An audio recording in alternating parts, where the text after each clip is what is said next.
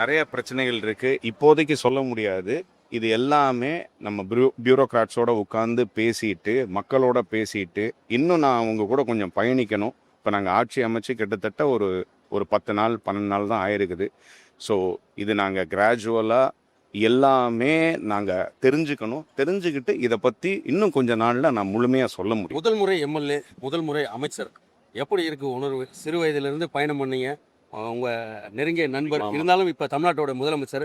கை கொடுத்து வாழ்த்து மேடையிலே முதல் நீங்க தான் அமைச்சரா என்று பதிவேத்தீங்க. எவ்வளவு மகிழ்ச்சியா இருக்கு. என்ன எப்படி இருக்கு உணர்வு? அவரு கூட இவ்வளோ நாள் பயணிச்சேன். காலேஜில் படிக்கும்போது பயணித்தேன், சினிமா துறையில் பயணித்தேன், இப்போ அரசியல்லையும் பயணிக்கிறேன். கடைசி வரைக்கும் அவரோட இருப்பேன்.